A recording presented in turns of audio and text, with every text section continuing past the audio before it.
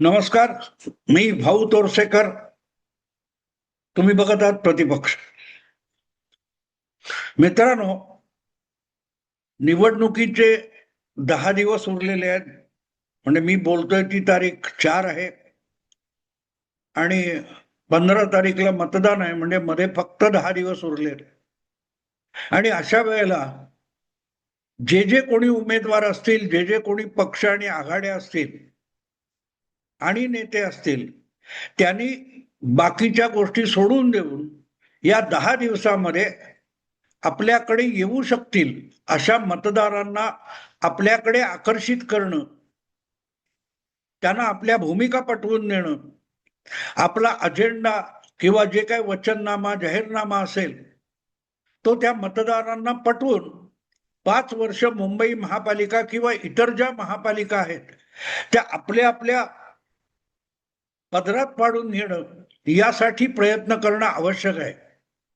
अशा वेळेला या सगळ्या राजकारणात अकारण लुडबुडणारा जो मीडिया आहे, म्हणजे पत्रकार आहेत, ते ज्या पद्धतीत प्रत्येकासमोर कॅमेरा घेऊन जात आहेत, माईक घेऊन जात आहेत आणि आरोप प्रत्यारोपाचा धुरळा उडवला जातोय, त्यामध्ये सगळ्या पक्षांचं वेळ वाया जातोय. आणि मी एवढ्यासाठी सांगतोय की हीच गोष्ट विधानसभेत महाराष्ट्राच्या निवडणुकीत झाली, हीच गोष्ट दिल्लीच्या आणि बिहारच्या विधानसभेच्या वेळेला झाली. आणि मी प्रत्येक वेळेला सांगत होतो, आधीच्या निवडणुकीतली चूक भाजपचे विरोधक सुधारायला तयार नाहीत आणि त्यामुळे हरियाणाची पुनरावृत्ती महाराष्ट्रात, महाराष्ट्राची पुनरावृत्ती दिल्लीमध्ये आणि दिल्लीची पुनरावृत्ती बिहारमध्ये होईल. आणि त्या आधारावर मी जे काही अंदाज व्यक्त केलेले होते निकालाचे, कुठलाही ओपिनियन पोल न घेता, ते माझे आकडे खरे ठरले, पण ओपिनियन पोल चुकीचे ठरले. याचा अर्थ माझंच सगळ्या राजकारणाने ऐकावं असं बिलकुल नाही. मी एवढंच करत असतो की प्रत्येकाला येऊ घातलेला धोका आहे, संकट आहे, त्याची चाहूल लागलेली आहे, त्यासाठी जागृत करायचा प्रयत्न करतो. तुम्हाला आठवत असेल, मध्यंतरी सगळीकडे अगदी निवडणुकीचे वारे व्हायला लागले, वेळापत्रक जाहीर झालं होतं आणि अशा वेळेला उद्धव ठाकरे यांच्या उबाठा शिवसेनेचा अजेंडा हा मामू म्हणजे मराठी माणूस आणि मुस्लिम मतदार यावर आधारित आहे, असा जो डंका सगळ्या माध्यमातून पिटला जात होता. त्यावेळेला मुस्लिम वोट बँक उद्धव ठाकरे हे इतका वेळ बोललं जात होतं की यातून मराठीमध्ये अजूनही उद्धव ठाकरे यांच्याविषयी सहानुभूती असलेला पण मनाने कडवट हिंदू असलेला मतदार उद्धव ठाकरेंपासून दूर जाऊ शकतो. आणि म्हणूनच एक प्रकारे उद्धव ठाकरे उबाठा शिवसेना यांचा जो मामू अजेंडा आहे म्हणून जो कंठोषोष केला जात होता, त्यासाठी भाजपने सुपारी दिली आहे का, अशा शीर्षकाचा मी व्हिडिओ केलेला होता. कारण ते संकट समोर दिसत होतं. मग अनिल थत्तेने त्याच्यावर आणखीन काहीतरी केलं आणि मग त्याच्या अनिल थत्तेच्या म्हणण्यानुसार उबाठा शिवसेनेने राऊत उद्धव ठाकरेंनी त्याची दखल घेतली. काय खरं खोटं मला माहित आहे, मी घराबाहेर पडत नाही. पण असो, हे जेव्हा सगळा डंका पिटला जातो त्याचा परिणाम तुम्हाला किती मिळतो मला माहित नाही. पण एक गोष्ट असते, जसजशी निवडणूक जवळ येत जाते तसतस पक्ष, उमेदवार आणि मतदार यांच्यातला संपर्क साधला जाणं अगत्याचं असतं. आणि त्याकडे पाठ फिरवून माध्यमातून ढोल ताशे वाजवले गेले आणि बातम्या झळकल्या म्हणून निवडणुका जिंकता येत नाहीत. मी वारंवार एक गोष्ट सांगत असतो की माध्यमातल्या बातम्या म्हणजे क्रिकेटच्या सामन्याची कॉमेंट्री असते. तुम्ही कॉमेंट्रीमध्ये उत्तमरित्या बाजी मारून उपयोग नसतो, तुम्हाला मैदानावर उतरून बॅटिंग, फिल्डिंग, बॉलिंग करावी लागते. नाही तर कॉमेंट्री बॉक्समध्ये बसून तुम्ही मॅच जिंकू शकता, पण म्हणून ट्रॉफी मिळत नाही, विजय मिळत नाही. आणि जितका वेळ तुम्ही त्या कॉमेंट्रीमध्ये घालवाल तितका वेळ तुमचा खेळण्याचा कमी होत असतो. सांगायचा मुद्दा मित्रांनो असा आहे की आता उमेदवारी अर्ज भरायची तारीख संपून गेली, अर्जांची छाननी झाली, अर्ज मागे घेण्याची मुदत संपून गेली आणि नंतर सगळं मी म्हणत होतो तेच झालं. इतके बेसावध विरोधी पक्ष होते की त्यांच्या उमेदवारांनी भरलेले अर्ज मागे घेतले गेले आणि त्यामुळे मोठ्या संख्येने, घाऊक संख्येने महायुतीच्या पक्षांचे उमेदवार मतदानाशिवाय जिंकून आले किंवा अविरोध निवडले गेले आणि आता त्यावरून काहूर चालू आहे. हे बिनविरोध जिंकलेच कसे, यांना कोर्टात आव्हान दिलं पाहिजे, कोर्टात आव्हान दिलं जाणार आहे वगैरे वगैरे काय काय काय काय काय काय काय काय. पण हा सगळा जो वेळ जातो, उद्या कोर्टात जे काय व्हायचं ते होईल, पण तोपर्यंत निवडणुकीचं वेळापत्रक जर घोषित झालेलं आहे आणि त्यानुसार 15 जानेवारीला मतदान होणार आहे, तर त्यामध्ये कोर्टाचा हस्तक्षेप होत नाही, ते मतदान त्या वेळेला होईल. समजा अगदी गडबड झाली कोर्टामध्ये, तरी ज्या वॉर्डामध्ये अशा प्रकारे घटना घडल्यात तिथलं मतदान फार तर थांबवलं जाऊ शकतं, पण उरलेल्या 90-95% वॉर्डमध्ये जे मतदान होणार आहे तिकडे लक्ष देण्यापेक्षा जर तुम्ही कोर्टबाजी आणि असल्या गदारोळात आणि वादविवादामध्ये, युक्तिवादामध्ये अडकून पडलात, तर मग निवडणूक तुमच्या हातून गेल्यात जमा असते. पण तोही भाग बाजूला ठेवा. आज माझा विषय जो आहे, मी तुम्हाला सांगितलं की बिनविरोध निवडून येण्याची किंवा उमेदवारी अर्ज आपल्या प्रतिपक्षाने, विरोधी पक्षाने माघार घेण्याची जी पद्धती आलेली आहे, ही पद्धती खूप नवी नाही, असं पहिल्यांदा घडलेलं नाही, हे लक्षात घ्या.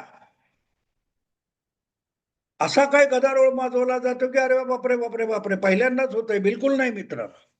वेगवेगळ्या प्रकारे अशा घटना यापूर्वीही अनेकदा घडलेल्या आहेत. हा, अर्ज भरून मागे घेणं एवढ्यापुरतं मर्यादित नाही.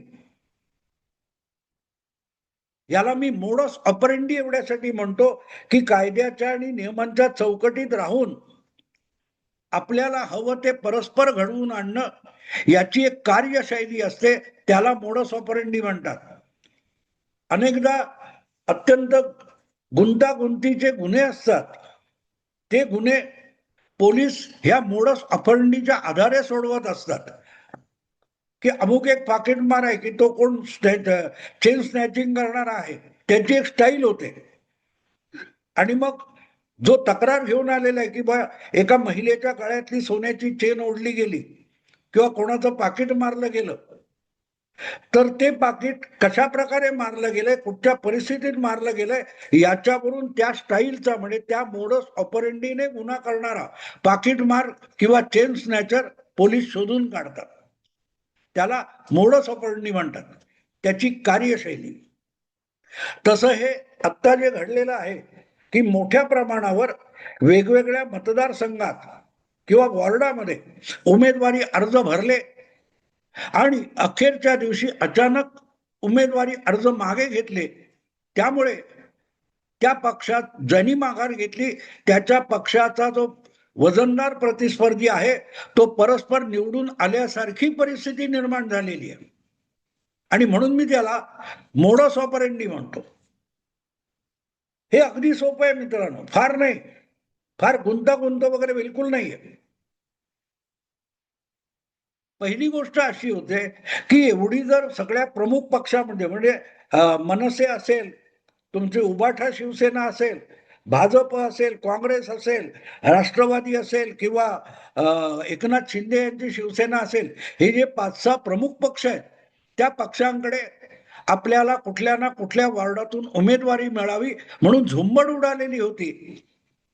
आणि एवढी धक्काबुक्की करून, गर्दी करून, धक्काबुक्की, मारामारी, सगळं उद्योग करून, वशिले लावून तिकीट मिळवायचं, अर्ज भरायचा आणि शेवटच्या क्षणी त्या निवडणुकीच्या रिंगणातून माघार घ्यायची, हे सहजासहजी होत नसतं. याच्या मागे एक पूर्ण योजना असते. त्याच्याशिवाय इतक्या मोठ्या प्रमाणावर हे अर्ज मागे घेतले गेले असं होऊ शकत नाही.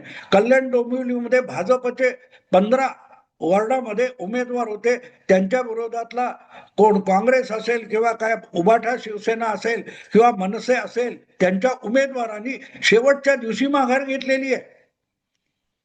तुमच्या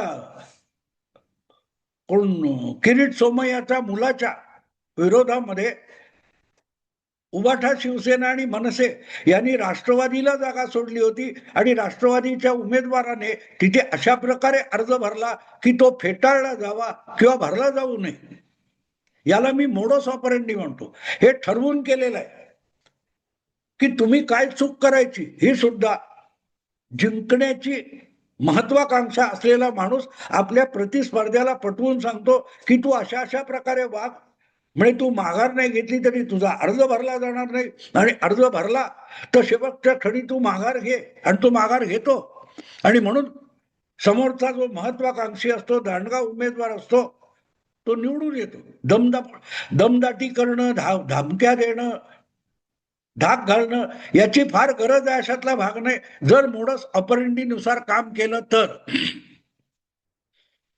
मला सांगा की फुटून गेले, निवडून आल्यानंतर आमदार फुटून गेले, निवडून आलेले नगरसेवक फुटून गेले, तर समजू शकतं त्यांनी निवडणूक जिंकलेली आहे. उद्धव ठाकरे यांनी भाजपला टांग मारली आणि भाजपच्या बळावर 56 आमदार निवडून आणून त्यांनी शरद पवारांबरोबर मोतूर लावला. पण इथे अजून निवडून आलेले नाहीत.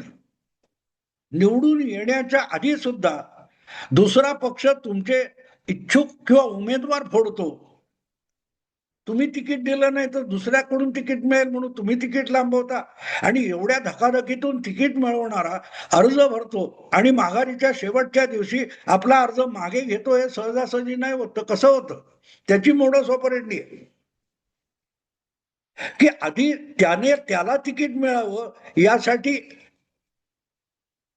सत्ताधारी पक्षाने किंवा दांडग्या पक्षाने त्याला तुमच्याकडे पाठवलेला असतो. कदाचित 1 महिना आधी पाठवला असेल, कधी 8 दिवस आधी पाठवला असेल. आपण बघितलं ना, अनेक जण, लालबागचा कोणी एक उमेदवार उद्धव ठाकरेंनी शेवटचा 1 दिवस आधी तिकीट नाकारलं, दुसऱ्या दिवशी एकनाथ शिंदेकडे जाऊन त्याने एबी फॉर्म घेतला, अर्ज भरला सुद्धा. जो कालपर्यंत उभाठा शिवसेनेचं तिकीट मागत होता, तो आज शेवटच्या दिवशी एकनाथ शिंदे यांच्या पक्षाचा लालबागमधून उमेदवार झाला, कोकिळ वगैरे नावाचा. तेव्हा हे जे शेवटच्या क्षणापर्यंत उमेदवारी जाहीर करण्याचं टाळायचं, ही जशी एक मोडस ऑपरेंडी आहे, तशीच आपल्या विरोधातल्या उमेदवाराने अखेरच्या क्षणी माघार घेणं याची सुद्धा एक मोडस ऑपरेंडी आहे. आणि त्याची सुरुवात तिकीट मागण्यापासून होत असते. तिकीट मागण्यासाठी दुसऱ्या पक्षात प्रवेश करण्यापासून सुरुवात होत असते. 4 महिने 6 महिने आधीपासून तुमच्या पक्षात एक बाहेरचा गृहस्थ येतो आणि तुमच्या हायकमांडला, सर्वोच्च नेत्याला लाडीगोडी लावतो, किंवा सर्वोच्च नेत्याला पटवू शकणारा कोणीतरी त्याचा निकटवर्ती असतो, त्याला गुळ लावून, मस्का लावून आपल्यालाच तिकीट मिळेल याची तयारी करतो. आणि हे लपून राहिलेलं नाही. अनेक पक्ष असे आहेत की त्या पक्षामध्ये उमेदवारी अर्ज मिळवण्यासाठी, म्हणजे एबी फॉर्म मिळवण्यासाठी, तिकीट मिळवण्यासाठी पैसे मोजावे लागतात. आता बिहारच्या निवडणुकीत जे काय झालं आपण बघितलं. काँग्रेस पक्ष अधिकाधिक जागा मागत होता, पण त्या मागितलेल्या जागा ज्या होत्या तिथून आमदार निवडून आणण्याची काँग्रेसने कुठलीही तयारी केली नव्हती. त्याऐवजी राहुल गांधींचे विश्वासू आणि बिहारचे प्रभारी म्हणून नेमलेले कृष्णा अल्लावरू यांनी बिहारमध्ये काँग्रेसच्या उमेदवारांना तिकीट विकली असा जाहीर आरोप झाला, खुला आरोप झालेला आहे. आणि विमानतळावरून ते बिहारला पाटण्याला आले असताना जीव मुठीत धरून पळायची पाळी आली. इतके काँग्रेसचेच कार्यकर्ते इच्छुक त्यांच्या मागे लागले होते. सांगायचा मुद्दा असा की अशा रीतीने आपल्या विरोधी पक्षामध्ये आधीपासून माणसं घुसवायची, ती वशिलेबाजापर्यंत न्यायची, आणि पैसे देऊन तिकीट विकणारे जे सर्वोच्च नेते आहेत त्यांच्याकडून तिकीट विकत घ्यायचं. ते तिकीट विकत घ्यायला सुद्धा अशा घुसवलेल्या माणसाला पैसे दिले जातात. उदाहरणार्थ असं की एका पक्षाचं, समजा आता कुठल्या पक्षाचं मी नाव घेत नाही, त्या पक्षाचं तिकीट मिळण्यासाठी 10 लाख रुपये भरावे लागतील, नेत्याला द्यावे लागतील. तर ते 10 लाख रुपये सुद्धा हा दांडग्या पक्षाचा इच्छुक किंवा वरिष्ठ त्याला देतात आणि समजा तू जा त्या समोरच्या पक्षात जा, तिथून तू तिकीट मिळव आणि तिकीट मिळालं की अखेरच्या क्षणी तू माघार घ्यायची, अर्ज मागे घ्यायचा आणि उरलेली जी रक्कम आहे 20 लाख रुपये तुला निवडणुकीचा अर्ज मागे घेतल्यानंतर मिळतील. याला म्हणतात मोडस ऑपरेंडी. आधी दुसऱ्या पक्षात उमेदवार इच्छुक घुसवायचा, त्याच्याकडून लाडीगोडीने तिकीट मिळवायचा प्रयत्न करायचा. आपण कसं दुसऱ्या पक्षातून आलो आणि मला भाजपला हरवायचंय, मला एकनाथ शिंदेला धडा शिकवायचा अशी बडबड करून वरिष्ठ नेत्यांची, समोरच्या पक्षातल्या वरिष्ठ नेत्यांचा विश्वास संपादन करायचा किंवा त्यांना थेट पैसे देऊन तिकीट विकत घ्यायचं. आणि असं विकत घेतलेलं तिकीट अर्ज हा शेवटच्या दिवशी मागे घेतला की ज्याने तिकीट विकत घेण्यासाठी पैसे दिलेत किंवा या पक्षात पाठवलंय त्याच्यासाठी त्या वॉर्डातला, त्या मतदारसंघातला रस्ता साफ होतो. वरिष्ठ नेते विकलेल्या तिकिटातून पैसे मिळतात म्हणून खुश असतात, पण तेच आपल्याच पक्षाचा तिकीट विकून घात करतात. त्याची ही मोडस ऑपरेंडी आहे. आता त्याचा फायदा भाजप सारखा किंवा एखादा दांडगा पक्ष त्या त्या राज्यातला किंवा त्या त्या क्षेत्रातला उचलत असेल तर त्याला मोडस ऑपरेंडी म्हणता येईल, त्याला गुन्हा नाही म्हणता येणार. पूर्वीच्या काळामध्ये शरद पवार या प्रकारे करायचं. शिवसेना, भारतीय जनता पक्ष, जनता दल असे पक्ष नव्याने उदयाला येत आहेत, त्यांची लोकप्रियता वाढते. अशा वेळेला शरद पवारच काँग्रेसमधल्या अनेक लोकांना अशा समोरच्या पक्षात जायला लावायचे. त्या पक्षात जाऊन त्यांनी पदाधिकारी व्हायचं, जोर जोरात अगदी पवारांना काँग्रेसला शिव्या घालायच्या, असं करून नव्या पक्षामध्ये आपलं बस्तान बसवायचं आणि प्रत्यक्ष निवडणूक यायची. त्यावेळेला असे लोक अचानक महिना, दीड महिना, 15 दिवस आधी काँग्रेस सोडून किंवा शरद पवारांची साथ सोडून बाहेर पडायचे. मग यायची बातमी, जनता दलाला धक्का, शिवसेनेला धक्का, भारतीय जनता पक्षाला धक्का, हे व्हायचं. आता ते वॉर्ड लेवलवर आलेले, आता ते मतदारसंघ पातळीवर आलेले. तेव्हा याची एक मोडस ऑपरेंडी आहे. तिकीट वाटपातून पैसे मिळतात आणि त्या मोहाला बळी पडणारे जे कुठल्याही पक्षाचे वरिष्ठ नेते असतात त्यांनी एक प्रकारे जागा वाटपामध्ये अधिक जागा मागायच्या आणि नंतर त्या इच्छुकांना पैसे घेऊन त्या जागा म्हणजे एबी फॉर्म विकायचे. ही जी पद्धत स्वीकारली आहे त्यातून एक प्रकारे अशा माघारीला किंवा पक्षांतराला किंवा पळवापळवीला खतपाणी घातलं गेलेलं आहे. तर हे आजच घडलं असं समजू नका. आता कुठची गोष्ट मॅच्युअर होत असते, परिपक्व होत असते. ही मोडस ऑपरेंडी परिपक्व झालेली आहे. तुम्हाला आठवतं मित्रांनो, 1995 मध्ये शिवसेना भाजप युतीला पूर्ण बहुमत मिळालेलं नव्हतं. 5-7 आमदार कमी होते. अशा वेळेला अपक्षांच्या मदतीने सरकार चालू शकलं असतं, पण बहुतांश जवळजवळ 30-32 तरी आमदार हे काँग्रेसचे बंडखोर होते आणि शरद पवारांच्याच आशीर्वादाने त्यांनी बंडखोरी केलेली होती. त्यामुळे अशा 30-32 आमदारांना शरद पवारांनीच मनोहर जोशी मुख्यमंत्री व्हावेत अशा पद्धतीत व्यूहरचना करून युतीच्या मदतीला पाठवलं होतं. अनिल देशमुख वगैरे, हर्षवर्धन पाटील असे बंडखोर आमदार त्यावेळेला मंत्री सुद्धा झाले युतीच्या सरकारमध्ये. पण 1999 मध्ये जेव्हा शरद पवार वेगळे झाले, काँग्रेसपासून फारकत घेतली आणि त्यांनी राष्ट्रवादी काँग्रेस पक्ष काढला, तेव्हा मंत्रीपदावर लाथ मारून सुद्धा हे बहुतांश अपक्ष आमदार युतीला पाठिंबा देणारे आणि मंत्री सुद्धा झालेले मंत्रीपदावर लाथ मारून सुद्धा शरद पवारांकडे गेले होते. तेव्हा आत्ता जे माघार वगैरे हे आता ठीक आहे, विधानसभा क्षेत्रापासून आणखीन खालच्या पातळीवर ते आलं, वॉर्ड लेवल पर्यंत आलं. पण ही मोडस ऑपरेंडी आहे.